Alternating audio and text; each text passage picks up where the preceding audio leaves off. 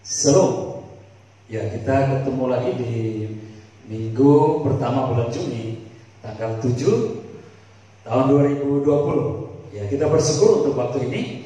Karena itu mari kita akan merenungkan firman Tuhan bersama-sama.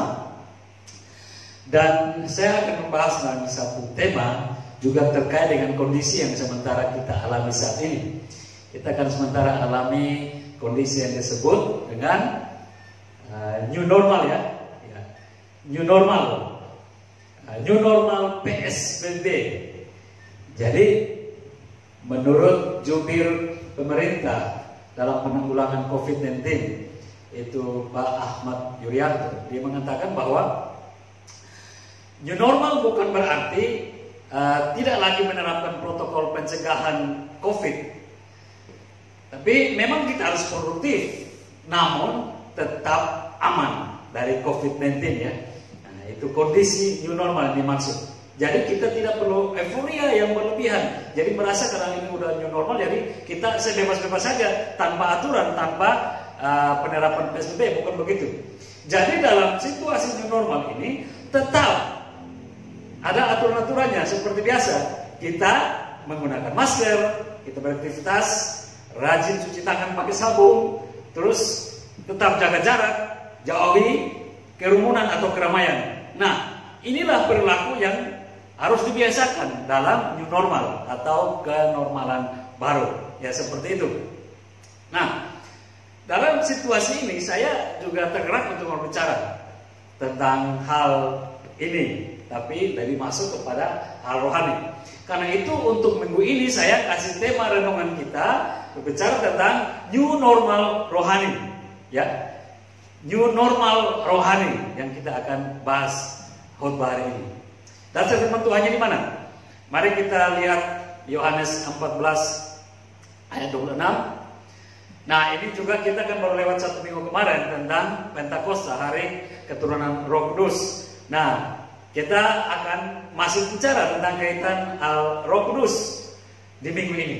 Nah, Yohanes 14 ayat 26, demikian firman Tuhan. Tetapi penghibur, yaitu Roh Kudus yang akan diutus oleh Bapa dalam namaku, dialah yang akan mengajarkan segala sesuatu kepadamu dan akan mengingatkan kamu akan semua yang telah kukatakan kepadamu. Ini perkataan Yesus kepada murid-murid dan orang-orang yang mengikuti dia saat itu. Sebelum dia disalibkan, mati dan naik ke surga, dia tinggalkan pesan bahwa dia akan minta kepada Bapa dan Bapa akan utus seorang, yaitu pribadi Roh Kudus, dan dia akan mengajarkan segala sesuatu yang sudah Tuhan ajarkan dan mengingatkan segala sesuatu yang sudah Tuhan katakan kepada murid-muridnya. Nah, Bapak Ibu kasih dalam Tuhan, kaitan dengan apa yang saya mau bicarakan tentang new normal rohani di situasi yang memang kondisinya lagi new normal PSBB oleh pemerintah, ya. Nah, namun sebelumnya, mari kita lihat dua bagian ayat firman Tuhan yang terkait dengan hal ini, supaya kita lebih memahami tentang new normal rohani ini. Perhatikan di Yohanes 8 ayat 10 sampai 11, kemudian Galatia 5 ayat 13. Yohanes 8 ayat 10 sampai 11 berbunyi begini. Lalu Yesus bangkit, berdiri dan berkata kepadanya, "Hai perempuan, di manakah mereka? Tidak adakah seorang yang menghukum engkau?" Jawabnya, "Tidak ada, Tuhan."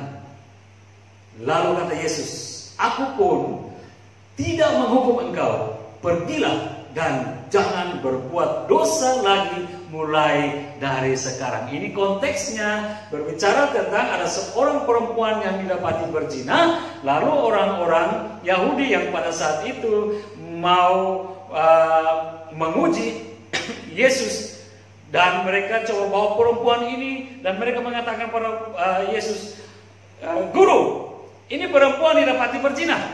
Menurut hukum Taurat, dia harus dirajam sampai mati." Mereka hanya mau mencoba Yesus, mau mencari-cari kesalahan Yesus. Apakah Yesus punya tindakan seperti apa? Yesus lalu bilang begini, "Oke, kalau begitu, siapa di antara kalian yang merasa diri paling bersih, tidak berdosa, Dialah yang pertama mengambil batu, melempar perempuan ini. Lalu di Injil dikatakan setelah itu Yesus tunduk dan menulis di tangan. Nah, Yesus tahu berapa lama kemudian satu persatu mundur. Dan tidak ada yang berani melempar perempuan ini. Kenapa? Karena memang semua berdosa. Mungkin lebih parah dari perempuan ini. Ya, itulah manusia ya. Suka lihat orang lain, suka nuding orang lain, suka menyala-nyalain orang lain, menghina orang lain. Tapi dia nggak tahu sesungguhnya dia mungkin lebih parah gitu. Nah, ini gambarannya. Lalu Yesus mengatakan kepada perempuan itu, "Hei perempuan, di manakah mereka? Tidak adakah yang menghukum kamu?" Lalu perempuan itu jawab seperti tadi, "Tidak ada Tuhan. Tidak ada mereka menghukum aku. Mereka semua sudah pergi." "Oke," kata Yesus, "sekarang pergilah. Aku juga tidak menghukum kamu. Tapi ingat, jangan berbuat dosa lagi mulai dari sekarang. Jangan berzina lagi ya. Mulai dari sekarang aku sudah memerdekakan engkau." Perempuan ini lolos dari dua kematian. Kematian kecil, yaitu dirajam, dilempari mati oleh orang-orang Yahudi. Tapi kematian besar, yaitu kematian kekal karena dosa dan harus dia tanggung dan pasti dia akan mati. Tapi Tuhan meluputkan kematian kecil dan kematian besar dalam diri perempuan ini, dan dia dibebaskan, dia merdekakan dengan gratis, tetapi melalui nilai yang mahal oleh darah Yesus sendiri telah di atas kayu salib. Yesus bilang, "Pergilah, aku juga tidak menghukum engkau. Tetapi ingat ya, kalau aku sudah bebaskan dan sudah merdekakan engkau, jangan lagi engkau melakukan apa yang jahat yang dahulu engkau lakukan." New normal rohani di sini. Dimerdekakan sebagai orang yang dibebaskan dari kutuk dosa, kutuk maut. Tetapi ingat, jangan memakai kebebasan dan kemerdekaan rohani itu untuk kembali melakukan apa yang lebih jahat yang dahulu sudah kita lakukan sama. New normal PSBB. Oleh kita hidup beraktivitas seperti dahulu, tapi tetap di dalam ketetapan PSBB, cuci tangan dan lain sebagainya, kan gitu ya. Nah, ini kita mulai dapatkan kaitannya di sini. Yang kedua, kalau Galatia 5 ayat 13, "Saudara-saudara, memang kamu telah dipanggil untuk merdeka. Tetapi janganlah kamu mempergunakan kemerdekaan itu sebagai kesempatan untuk kehidupan dalam dosa, melainkan layanilah seorang akan yang lain oleh kasih." Poinnya di sini, sebenarnya kita juga sudah dalam situasi new normal rohani. Situasi new normal rohani ini karena apa? Karena darah Yesus sudah menguasai kami, sudah membaluri kita semua dalam pembebasan kutuk dosa mulai darah Yesus ditanggung di atas kayu salib. Kita sudah dibebaskan, kita menjadi orang-orang yang merdeka. Tetapi ingat, kemerdekaan itu bukanlah kemerdekaan yang liar yang harus kita lakukan, tetapi kemerdekaan yang penuh tanggung jawab di dalam koridor yang Tuhan kehendaki. Itu yang dimasukkan dalam kebenaran firman Tuhan. Karena itu kerjakanlah keselamatanmu dengan takut dan gentar. Memang kita sudah dibebaskan, sudah dimerdekakan sebebas-bebasnya, semerdeka-merdekanya, tapi bukan bebas dan merdeka yang akan liar, tetapi merdeka dan bebas di dalam jalan Tuhan, supaya tidak lagi tersandung, jatuh dan binasa. Tetapi kondisi seperti ini, kita sesungguhnya sudah dalam new normal rohani. Kapan? Sejak Yesus mati untuk kita di atas kayu salib. Tetapi dalam new normal itu, jangan kita euforia secara rohani, lalu akhirnya kita jatuh lagi karena kita tidak persiapkan diri. Tapi kita harus kerjakan kemerdekaan, kebebasan hidup itu dengan takut dan gentar, karena ada koridor-koridor yang Yesus kehendaki untuk kita perbuat. Lalu bagaimana kita bisa melakukannya? Kita baca dalam Yohanes 14 ayat 26. Ada pribadi Allah yang lainnya. Itu pribadi Allah Roh Kudus. Dia akan mengajarkan kita dan mengingatkan kita di situasi kemerdekaan new normal rohani yang sudah Yesus kerjakan dalam diri kita, supaya kita tetap di dalam jalannya. Karena itu, mari kita sikapi kondisi yang sekarang ini, yaitu new normal PSBB, dan kita kaitkan dengan segala dalam kehidupan kemerdekaan kita secara rohani di dalam Kristus, dengan pengajaran-pengajarannya untuk kita bertahan di masa pandemi ini. Apa yang bisa kita lihat selanjutnya? Mari kita perhatikan. Manusia dalam daging penuh dengan kelemahan. Benar. Kelemahan untuk apa? Kelemahan dalam berbuat baik dan benar. Ya. Jadi sesungguhnya kita ini lemah di dalam hal berbuat baik dan benar jika kita masih ada dalam daging ini. Itu yang Roma 7 ayat 19 kata Paulus, sebab bukan apa yang aku kehendaki yang baik yang aku perbuat, melainkan apa yang tidak aku kehendaki, yaitu yang jahat yang aku perbuat. Jadi yang dia kehendaki yang baik, dia mau lakukan, ternyata didapati dia melakukan apa yang jahat. Kenapa? Kalau kita baca konteks ini, karena ada hukum-hukum dosa yang bekerja di dalam dagingnya. Nah, ini yang kita bisa lihat bahwa dalam daging kita lemah. Kita tidak mampu berbuat apa yang baik dan benar. Kenapa? Perbuatan baik dan benar itu adalah melakukan perintah Tuhan. Dan daging ini tidak mampu. Kalau begitu kita harus mampu melakukannya supaya kita bisa bertahan dalam situasi yang sulit dengan kemerdekaan yang sudah Yesus perbuat. Tapi apa yang bisa kita perbuat jika daging kita tetap berkuasa? Itu sebabnya dia bilang, gak usah takut. Karena ada roh penghibur, yaitu Allah Roh Kudus yang akan datang diutus oleh Bapa, bernaung dalam diri kita. Dia yang akan mengajarkan kepada kita dan mengingatkan kembali perkataan-perkataan Yesus untuk kita berbuat. Nah, jadi kita tidak sedih dalam situasi ini ya. Kita memang sudah dibebaskan, kita sudah merdekakan, tapi ada satu pribadi yang menyertai kita. Nah, Bapak Ibu kasih dalam Tuhan, perbuatan baik dan benar adalah kehendak Kristus. Tapi dengan kekuatan sendiri kita tidak mampu melakukannya. Bahkan hanya untuk mengingat dan memahami kita tidak mampu. Tetapi gak usah takut. Karena ada Allah Roh Kudus di dalam kita yang bisa mengerjakan kebaikan dan kebenaran itu di dalam kehidupan kita. Bahkan untuk mengingat dan memahami setiap perkataan baik benar dari Yesus kita tidak mampu. Yohanes 16 ayat 12, masih banyak hal yang harus kukatakan kepadamu, tetapi sekarang kamu belum dapat menanggungnya. Perhatikan, Yesus mengatakan dia tahu keadaan kita. Kita tidak akan mampu memahami perkataannya yang penuh hikmat kehidupan itu. Kita tidak mampu untuk memahaminya, bahkan untuk mengingatnya saja kita tidak mampu menanggung. Tapi nggak usah takut. Yohanes 16 ayat 13. Tetapi apabila ia datang, yaitu Roh kebenaran, ia akan memimpin kamu dalam seluruh kebenaran. Kita masih di minggu-minggu Pentakosta, minggu-minggu pencurahan Roh Kudus. Dan mari kita terus belajar tentang pribadi yang hebat ini, pribadi yang ajaib, pribadi Allah Roh Kudus ini. Hal kebenaran apa yang Roh Kudus ajarkan dan ingatkan kepada kita untuk kita lakukan di masa pandemi COVID ini yang sekarang sementara terjadi? Nah, apa yang Roh Kudus buat? Apa yang Roh Kudus ajarkan? Roh Kudus mengajarkan apa? Di situasi bahwa kita harus tahu kita ini sesungguhnya sudah hidup dalam new normal rohani, dibebaskan, dimerdekakan dalam kehidupan rohani oleh darah Yesus sendiri. Nah, di situasi yang kaitannya dengan new normal PSBB ini, apa yang harus kita perbuat sebagai orang-orang merdeka dalam rohani bersama Kristus disertai Allah Roh Kudus? Apa yang Roh Kudus mau dan Roh Kudus ajarkan untuk kita hadapi? Ada 4 hal di sini. Pertama, ini berbicara tentang satu, kita jangan takut, tetap percaya. Itu yang pertama ya.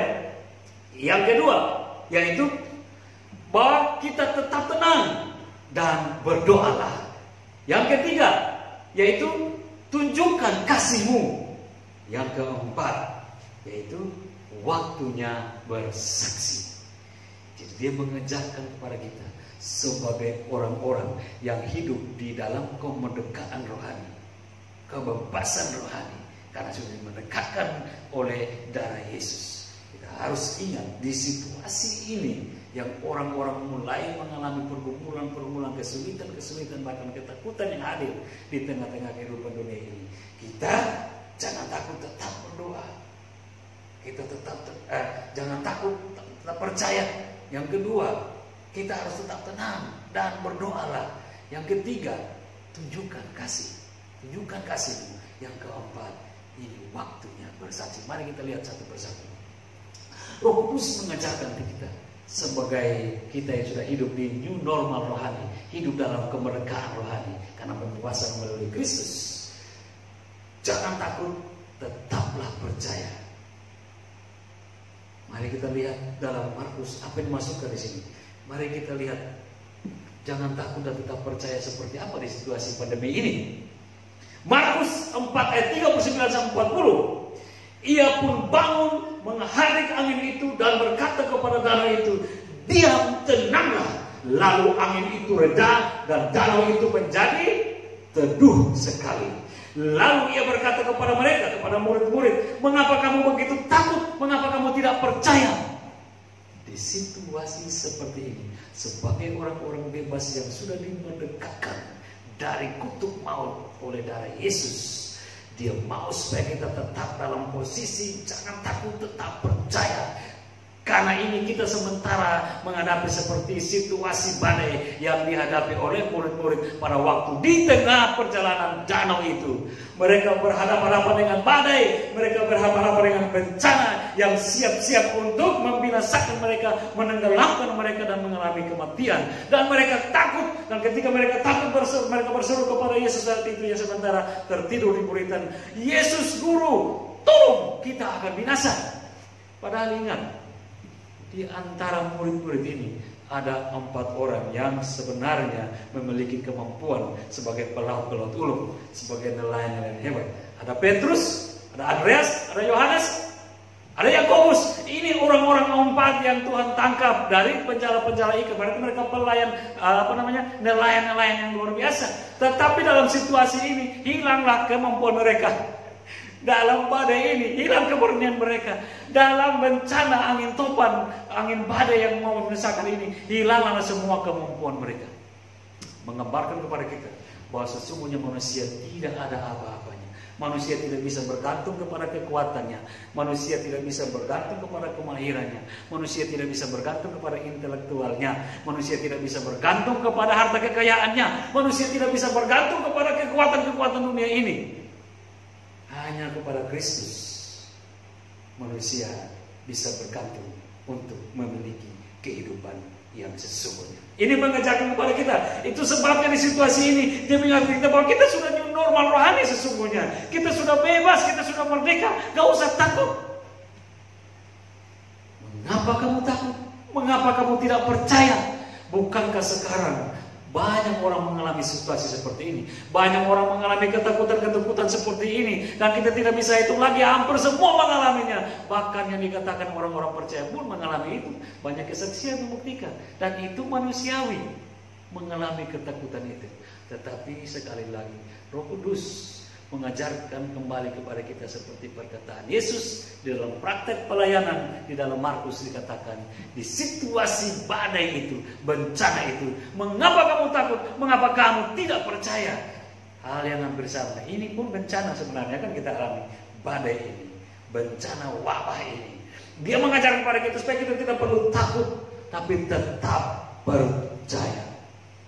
Itu yang pertama.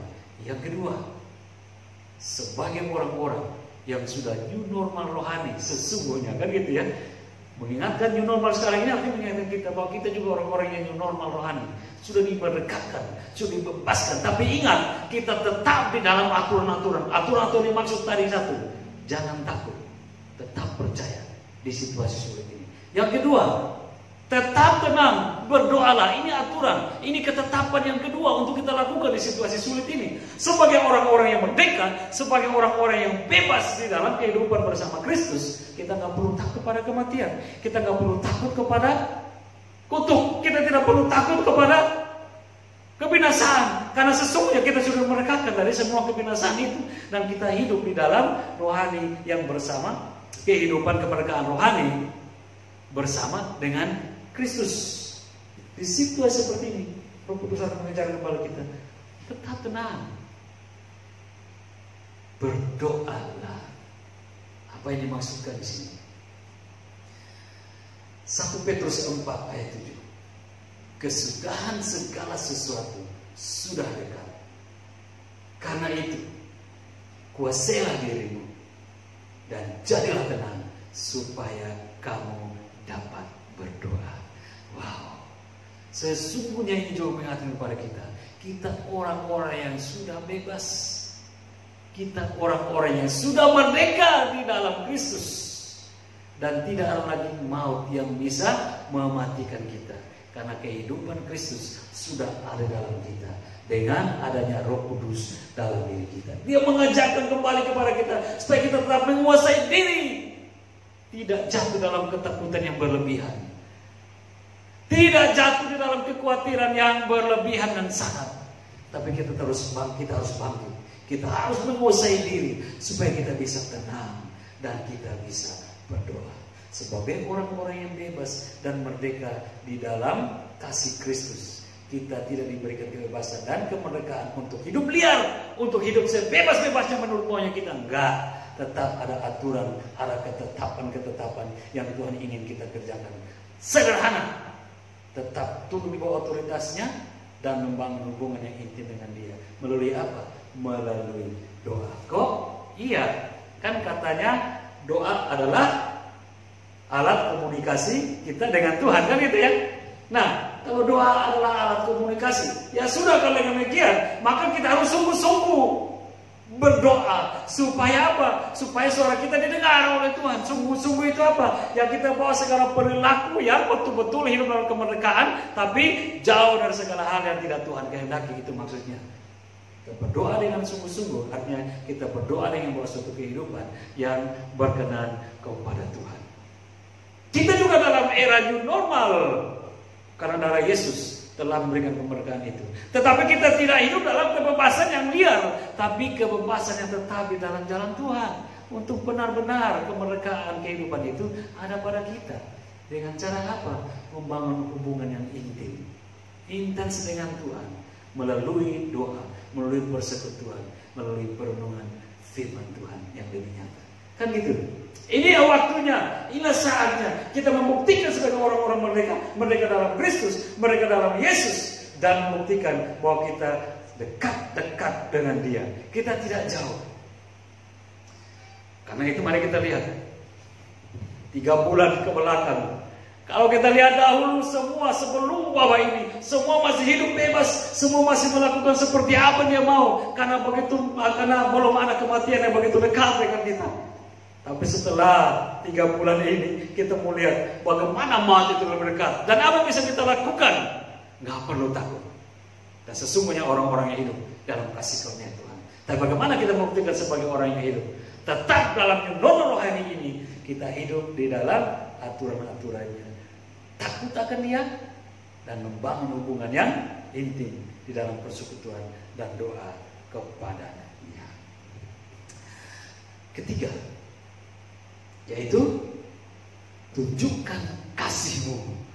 Sebagai orang yang dibebaskan, sebagai orang yang merdekakan, tapi ingat ada tanggung jawab, ada hal yang harus kita lakukan sebagai aturan-aturannya, sebagai ketetapan-ketetapannya, yaitu tunjukkan kasih-Mu di situasi yang mulai menakutkan banyak orang ini, di situasi yang orang mulai sulit dan bergumul dengan keadaan-keadaan hidup mereka.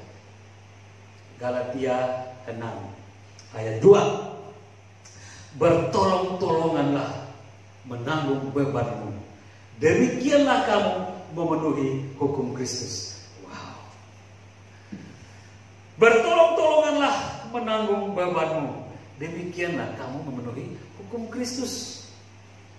Jadi sebagai orang yang sudah dimerdekakan, sebagai orang yang sudah hidup dalam kemerdekaan rohani di dalam kasih Kristus, kita tidak hidup untuk diri sendiri, tetapi kehendak Tuhan sebagai aturannya, kita pun harus peduli lingkungan, peduli sesama, menjadi berkat bagi orang lain. Bertolong-tolonganlah kamu menanggung bebanmu. Perbuatan kasih atau tunjukkan kasih yang dimaksud di sini berdasarkan Galatia 6 ayat 2, ini berbicara tentang kepedulian terhadap sesama. Lebih kuat lagi kita bisa lihat dalam Roma 15 ayat 1. Kita yang kuat wajib menanggung kelemahan orang yang tidak kuat. Dan jangan kita mencari kesenangan kita sendiri. Makin dipertegas di dalam Roma 15 ayat 1. Tadi dalam Galatia 6 ayat 2, bertolong-tolonganlah kamu. Maksudnya apa? Supaya kita bisa apa? Menanggung kelemahan orang yang mengalami kelemahan. Ini berbicara tentang kepedulian terhadap sesama. Kalau kita sudah dimerdekakan, kalau kita sudah dibebaskan dan diberkati dan diberikan segala kelimpahan, apapun itu ukurannya, biarlah itu tidak kita nikmati sendiri di situasi di mana orang lain sementara mencari kebebasan itu, di mana orang lain mencari kemerdekaan itu, di mana orang lain mencari kebutuhan-kebutuhan atau keperluan-keperluan mereka dan terasa sulit. Dan jika itu ada pada kita, maka di sini dalam tuntutan sebagai orang yang sudah dimerdekakan dalam Kristus, kita punya tanggung jawab. Sebagai aturan ketetapan Yesus, kita pun harus ingat mereka dan kita harus membantu mereka. Kita juga harus menolong mereka. Apa pasalnya di sini? Ada beberapa hal yang kita harus lihat. Satu, kita peduli, kita menolong dalam bentuk seperti apa?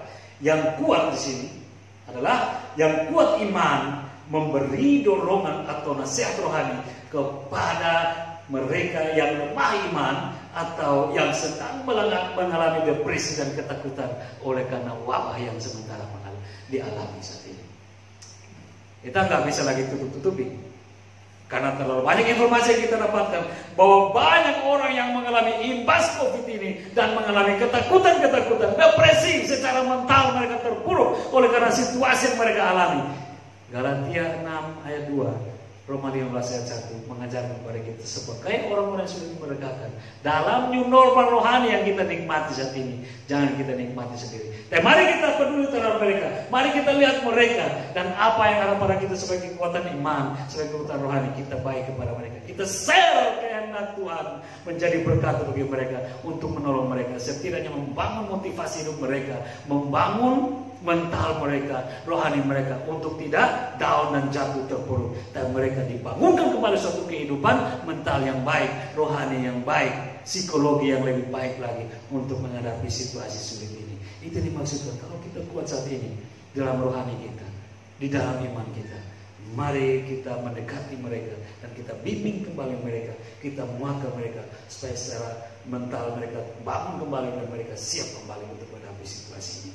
Tapi yang kedua, yang juga kita tidak perlu tutup-tutup lagi kan gitu ya. Ini bicara kuat apa? Yang kedua bicara kuat dalam hal ekonomi, dalam hal keuangan.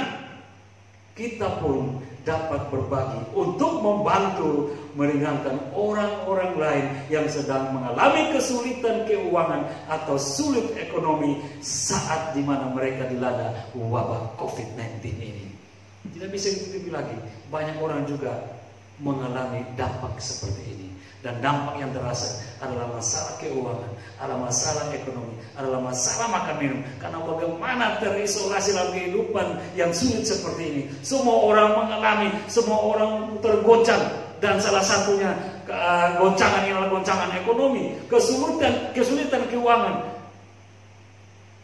Tapi dia bilang, tapi Tuhan bilang, dan Roh Kudus mengajar kembali, kita yang mungkin saat ini mengalami lebih baik situasi daripada orang lain yang terpuruk. Kita sudah dimerdekakan dan diberikan kelimpahan. Ada satu tanggung jawab sebagai ketetapan yang Tuhan mau kita lakukan. Kita ingat mereka yang mengalami keadaan sulit itu. Kita ingat mereka yang mengalami kejatuhan, kesulitan, terpuruk dalam ekonomi ini. Di sini dia bilang, hendaklah kita juga turut menanggung beban mereka. Dan kita juga menanggung kelemahan-kelemahan mereka. Tujuannya apa? Tujuannya yaitu untuk membangun sekaligus menghendakkan sesama dari keterpurukan mental dan ekonomi. Kenapa? Karena kita sudah mengalami kemerdekaan, kebebasan dari kasih Kristus, dan kemerdekaan itu dilimpahkan dengan segala berkat. Dan kalau kita saat ini mengalami itu, kita mengalami kelimpahan itu, kita ingat tanggung jawab ini supaya kita bisa berbagi. Karena nggak bisa ditutup-tutupi lagi. Ada banyak orang yang membutuhkan, tapi ada juga orang-orang yang Tuhan kasih kesempatan ini. Segala kelimpahan yang masih bisa dinikmati untuk jadi berkat bagi mereka yang sementara membutuhkan. Dan ini kehendak Tuhan. di dalam kemerdekaan yang sudah Dia berikan kepada kita. Dalam kemerdekaan keselamatan itu, Dia mau kita jadi berkat bagi orang-orang yang sementara membutuhkan pertolongan kita. Yang keempat, yang keempat yaitu apa? Waktunya bersaksi. Ya. Yang keempat yaitu waktunya bersaksi. Lukas 21 ayat 13. Hal itu akan menjadi kesempatan bagimu untuk bersaksi. Ini perkataan Yesus kepada murid-murid sebelum Dia disalibkan, mati, bangkit, dan naik ke surga. Dia tinggalkan pesan bahwa nanti di akhir zaman segala keadaan akan kacau, akan ada banyak bencana, akan ada banyak wabah dan peperangan, dan segala sesuatu akan chaos dan luar biasa menakutkannya. Bahkan orang-orang percaya, hamba-hamba Tuhan, pelayan-pelayan Tuhan akan diserahkan pada pemerintah-pemerintah, penguasa-penguasa di penjara. Tetapi ingat, jika semua itu terjadi, jangan takut, tetap percaya dan pakailah itu sebagai kesempatan. Kamu harus bersaksi. Yang keempat, Roh Kudus datang untuk mengajarkan kita kembali. Kita harus ingat sebagai orang sudah memerdekakan. Di situasi sulit yang orang lain mengalaminya, kita bangkit dari kekuatan dengan percaya diri karena iman ada dalam iman keselamatan itu ada pada kita. Roh yang benar, roh yang besar itu ada pada kita. Kita bangun, kita keluar sebagai orang-orang yang sudah dimerdekakan untuk menjadi berkat bagi dunia ini, yaitu dengan bersaksi tentang nama Kristus kepada mereka yang membutuhkannya dan sementara mencari nama Kristus saat ini. Kapan waktunya? Sekarang. Sekaranglah kesempatannya untuk memberitakan nama Yesus. Mengapa? Karena nama Yesus nama yang ajaib, penuh dengan kekuatan kuasa, menjadi keselamatan bagi setiap orang yang mau percaya kepadanya. Di saat dunia dilanda ketakutan karena bencana kematian yang begitu hebat terjadi, dan manusia tidak ingin cepat-cepat mati. Karena apa? Mungkin ada yang masih memikirkan tentang harta kekayaan sudah dikumpulkan banyak-banyak. Aduh, saya baru menikmati. Takutlah dia mati kan gitu ya. Atau mungkin karena memikirkan keluarganya, memikirkan orang tuanya, istri suaminya, anak-anaknya, saudara-saudara yang sangat dia kasih menjadi alasannya takut mati. Atau yang ketiga, takut mati karena apa? Langsung masuk ke neraka gitu ya. Ini alasan-alasan yang bisa timbul sehingga orang mengalami ketakutan-ketakutan. Itu manusiawi. Dalam situasi orang mengalami ketakutan-ketakutan seperti inilah. Dalam ketakutan inilah nama Yesus akan menjadi jaminan satu-satunya ketika kita wartakan, ketika kita bawa kepada orang-orang yang sedang mengalami kondisi-kondisi ketakutan ini. Nah, dalam masa pasca Pentakosta ini kita diteguhkan kembali oleh Roh Kudus akan pengajarannya Yesus tentang kebenaran untuk kita lakukan. Tapi jika kita sudah mengetahui lalu kita lupa, atau kita lalai melakukannya, atau bahkan kita ogah melakukannya, kan gitu ya. Ingat dalam Yohanes 14 ayat 26 tadi yang kita bacakan, bahwa Dia datang untuk mengajarkan dan mengingatkan kita akan apa yang sudah Yesus katakan. Dia akan mengingatkan itu kembali kepada kita. Kalau kita sudah tahu 4 hal benar tadi ya, dan kita lupa atau lalai melakukannya, atau bahkan kita tidak mau melakukannya, Dia akan mengingatkan, Dia akan mengingatkan kita kembali. Nah, bagaimana Dia mengingatkan kita kembali tentang hal itu? Bagaimana Roh Kudus mengingatkan kita? Caranya seperti apa? Atau Roh Kudus mengingatkan kita? Bagaimana Roh Kudus mengingatkan kita? Dia akan mengarahkan kita kepada jalan yang terbaik untuk kita. Cara Roh Kudus mengingatkan kita itu apa? Dia menggiring kita atau Dia mengarahkan kita untuk membaca dan merenungkan Yakobus 4 ayat 17. Wow, kenapa gitu? Perhatikan. Jika 4 hal tadi kita tidak mampu melakukannya, atau bahkan kita lupa dan ogah melakukannya, Roh Kudus dalam Yohanes 11:26 Dia akan mengingatkan kita. Caranya Dia bawa kita kepada Yakobus 4 ayat 17. Dia suruh kita baca dan kita merenungkan. Apa itu? Yakobus 4 ayat 17. Jika Jadi jika seorang tahu bagaimana ia harus berbuat baik, tetapi ia tidak melakukannya, ia berdosa. Ini teguran keras bagi kita.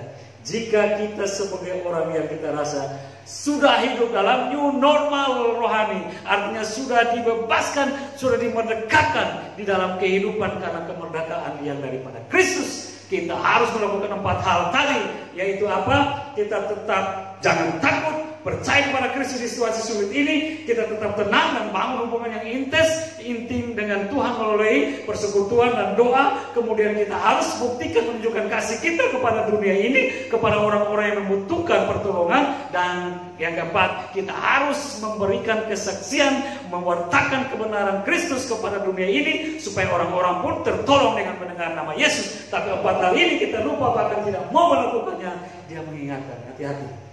Kita sudah tahu itu benar dan baik, kita tidak melakukannya, maka kita sudah secara langsung berdosa. Karena kita tahu apa yang baik dan benar, tapi kita tidak melakukannya. Nah, hati-hati ya. Di dalam era new normal ini, secara PSBB, kita diberikan hidup normal baru, tapi bukan berarti bebas-bebasnya. Mari kita tetap di dalam anjuran pemerintah, kan gitu. Tetap dengan turun-turun tadi. Cuci tangan pakai sabun, pakai masker, dan selanjutnya kita juga sesungguhnya harus paham, kita sudah hidup dalam new normalnya Allah, kehidupan merdeka di dalam Kristus, karena Kristus sudah tanggung segala kutuk maut yang harusnya kita alami. Tetapi Tuhan sudah bebaskan itu. Tapi ingat, kita punya tanggung jawab, dan Roh Kudus dalam Pentakosta itu dia hadir untuk mengingatkan tanggung jawab itu. Aturan-aturan harus kita perbuat sebagai orang-orang yang sudah dimerdekakan. Dan kalau kita lupa, dia mengingatkan kita. Hati-hati supaya kita jangan berdosa karena tidak melakukan apa yang baik, yang benar, yang sudah Tuhan inginkan kita perbuat. Lalu apa yang kita simpulkan dari kondisi semua ini? Di era new normal dengan segala ketetapannya, marilah kita juga ingat akan perkara-perkara yang Tuhan, perkara-perkara rohani yang Tuhan kehendaki kita kerjakan. Bahwa kita memang sudah dimerdekakan dari kematian kekal oleh darah Yesus. Tapi jangan memanfaatkan kemerdekaan itu sebagai kebebasan berperilaku buruk.